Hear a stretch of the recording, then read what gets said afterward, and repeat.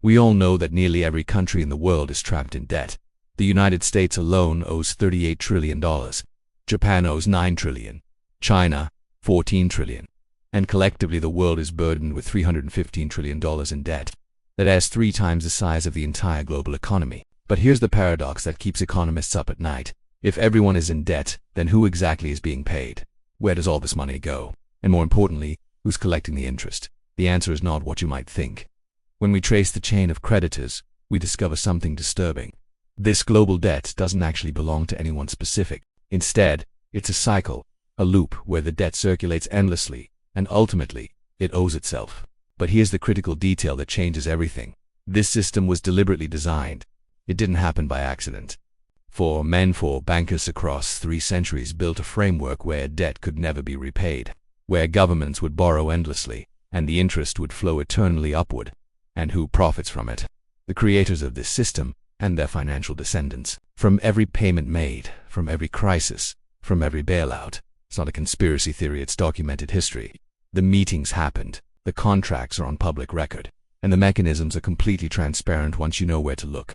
Today I'm going to show you exactly how this system was built, who built it, and why you're still paying for it 3 centuries later. Let's travel back in time. Before 1694, the world of debt worked in a way that actually made sense. Kings and rulers needed money for wars, for building projects, for running their kingdoms. So they did what seemed logical. They borrowed money the traditional way. A king would approach a wealthy merchant or nobleman and say, "I need 10,000 gold coins. I'll pay you back with 15% interest in 2 years." The merchant would lend the money, and if the king could pay, everyone was happy. But if the king couldn't pay, he would default. The creditor took the loss, but the system was contained. The debt was temporary. It was either repaid or written off. There was no permanent debt. No endless interest payments stretching into infinity. This system had existed for thousands of years, from ancient Mesopotamia to Renaissance Europe. But this old system had a problem, at least from the perspective of wealthy lenders. The risk was entirely on them. If a king defaulted, they lost their money, and kings defaulted a lot. Edward III of England defaulted on Italian bankers in 1340. Spain defaulted 6 times between 1550 and 1650. France defaulted 8 times in the 1700s alone. Lending to governments was risky business, and risky business means limited profits. What the financial elite needed was a system where they could lend to governments without risk, where the debt could never be defaulted on, where the interest payments would continue forever. That's where William Paterson enters the story. In 1694, England was at war with France, the 9 Years' War. Wars are expensive, and England's treasury was completely empty. The government desperately needed funds, but traditional lenders had lost confidence because England had defaulted before. William Paterson, a Scottish merchant and financial strategist, saw an opportunity. He approached the English government with a proposal that would change the course of human history. Paterson said, "I will organize a group of wealthy merchants to lend you £1.2 million. That's equivalent to $300 million today. But we're not going to do this the old way." Here was the innovation that changed everything. The loan would never be repaid. Never. Instead, the government would pay interest forever. Annual interest payments guaranteed by the government's power to tax its people. And to manage this perpetual debt, Paterson suggested creating a new institution, the Bank of England. Think about how revolutionary this was. The Bank of England would receive gold from the merchants and lend it to the government. The government would pay annual interest, say 8%, and the bank would distribute that interest back to the merchants. But crucially, the principal would never be repaid. The loan would be permanent, perpetual, eternal. Now you might be thinking, why would the merchants accept this? Why would they give up their gold for a piece of paper promising interest forever? Because the interest payments were guaranteed by something unprecedented: the government's taxing power. As long as England could tax its people, the interest would keep flowing. It was the ultimate security. And those banknotes the merchants received in exchange for their gold, they were as good as money. Actually, better than money, because they earned interest. You could spend them, you could trade them, but they would always generate income. It was the perfect financial instrument. But here's where it gets even more brilliant or more sinister, depending on your perspective. Paterson built into the system a mechanism where the Bank of England could issue more banknotes than the gold it held in reserve. This is called fractional reserve banking, and it meant the bank could create money out of thin air, backed only by the government's promise to pay interest. The more the government borrowed, the more money the bank could create. And every pound created meant more interest flowing back to the bank's shareholders. It was a money-printing machine, legally sanctioned and backed by the full faith and taxing power of the English government. When Paterson's system was approved in 1694, it permanently locked England into a cycle of never-ending debt. The government's debt became a permanent feature of the economy, not something to be solved or eliminated. It was now part of the system's foundation. The implications were enormous. If you were a banker, this system was absolutely brilliant. You had a perpetual income stream, backed by government taxation, with virtually no risk of default. If you were a taxpayer, it was catastrophic, because you were now paying interest on debt that would never go away. Your children would pay it. Your grandchildren would pay it. Forever. Other European powers watched England's experiment with intense interest. France created the Banque Generale in 1716, though it collapsed in the Mississippi bubble crisis. But the lesson was learned, and France established the Banque de France in 1800. The Netherlands, already a banking powerhouse, refined their debt system. Sweden, Denmark, Spain, one by one, they all adopted variations of Paterson's model, and then came America. In 1790, the newly independent United States faced the same problem England had faced a century earlier: massive war debts and no way to pay them. Alexander Hamilton, the first Secretary of the Treasury, was a great admirer of the Bank of England. He studied their system carefully and proposed creating an American version. Hamilton's report on a national bank explicitly modeled the first Bank of the United States after the Bank of England. Same structure, same mechanism, permanent government debt, perpetual interest payments, and the power to create money through fractional reserve banking. Thomas Jefferson opposed it, calling it unconstitutional and warning it would create a financial aristocracy. But Hamilton won, and in 1791, the first Bank of the United States was chartered.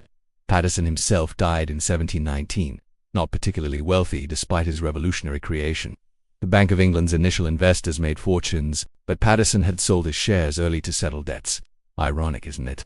The man who created the system of perpetual debt died in relative poverty while his system would generate wealth for others for centuries to come. By the early 1800s, Paterson's system had been adopted across Europe and America, but it was still relatively local. Each country's debt was primarily held by its own wealthy citizens.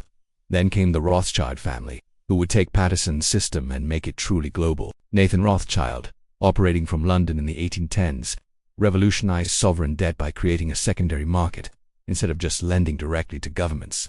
The Rothschilds would buy government bonds at a discount and resell them to investors across Europe at a profit. This sounds simple, but it changed everything. Here's how it worked. A government desperate for cash might issue bonds worth £1 million, but only receive £850,000. The Rothschilds would buy those bonds for £850,000, then turn around and sell them to investors for £950,000. The Rothschilds made £100,000 profit. The investors got bonds at a slight discount, and the government got the cash it desperately needed. But the genius was deeper than simple arbitrage. By creating a market where bonds could be bought and sold, the Rothschilds made sovereign debt liquid. You could now buy a British government bond in London and sell it in Paris. German investors could hold American debt. Dutch bankers could trade Spanish bonds. This international market meant that governments could borrow much larger sums than before. Need to finance a war? The Rothschilds could find buyers across Europe, building railroads. There were investors in London ready to buy bonds. The scale of government borrowings exploded, but here's the trap that was being built. Debt became interconnected. If you were a German investor holding British bonds, you didn't want Britain to default because you'd lose your money. If you were a French banker who had lent to Germany, you needed Germany to stay solvent. Everyone became invested in everyone else's debt. This web of mutual debt created an illusion of stability. Countries became too big to fail before that term even existed. Default was unthinkable, not because countries were financially sound, but because default would trigger a cascade of failures across the entire European financial system.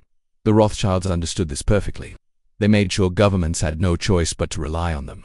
By the 1820s, the Rothschild banking network was so central to sovereign debt that European governments couldn't function without their cooperation. Need to float bonds? You needed Rothschild approval? Want favorable terms?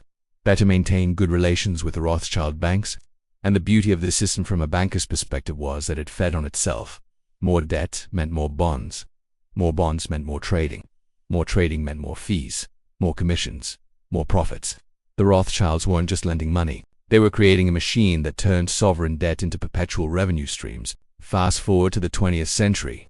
The system Paterson created and Rothschild globalized reached its ultimate form in 1913 with the creation of the Federal Reserve System in the United States.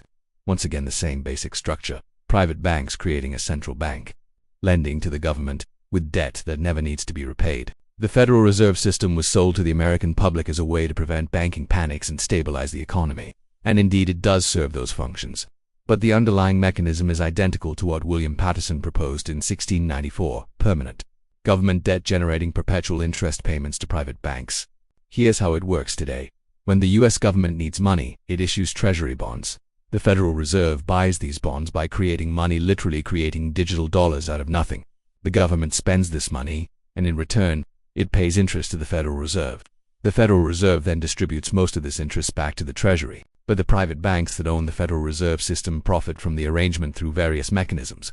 But wait, if the Federal Reserve creates money to buy government bonds, and then the government pays interest on those bonds back to the Federal Reserve, who then gives most of it back to the Treasury, isn't this just moving money in a circle?